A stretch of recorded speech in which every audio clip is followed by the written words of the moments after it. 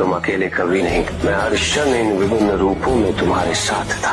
इन्हीं रूपों के माध्यम से मैंने तुम्हारा मार्गदर्शन करने का प्रयास भी किया, किंतु जो मेरे सच्चे भक्त हैं उनके हृदय में दया का कभी अभाव नहीं होता, क्योंकि उन्हें सदैव ये विश्वास होता कि मैं कभी उनके साथ अन्याय नहीं होने दूंगा। तुमने अपनी दया का प्रमाण देकर अपनी सच्ची भक्ति को सिद्ध किया, और मैं अपने सच्चे भक्तों की पीड़ा कभी सहन नहीं कर सकता।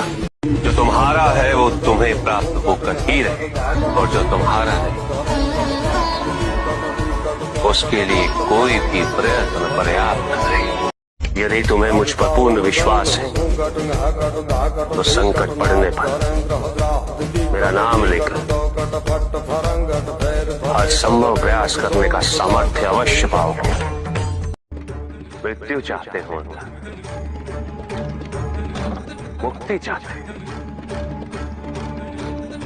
किंतु मृत्यु से मुक्ति प्राप्त नहीं होती,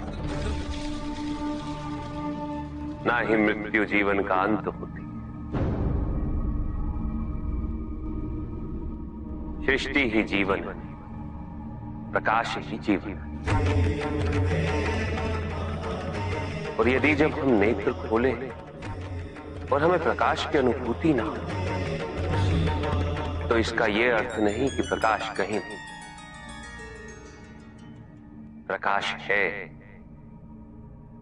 आवश्यकता है तो अपने नेत्र खोलकर अंधकार के परे देते।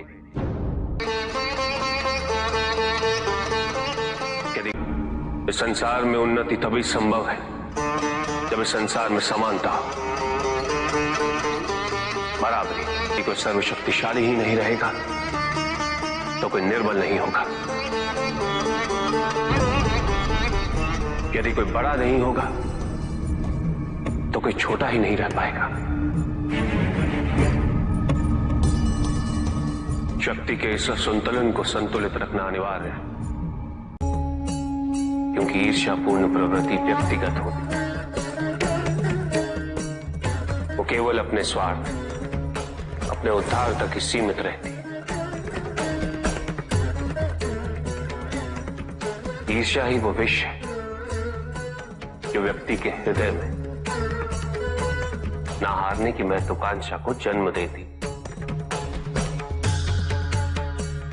जीतने की इस व्यवस्था से ग्रसित मनुष्य धर्म अधर्म, न्याय अन्याय, उचित अनुचित का ज्ञान भूल जाता है।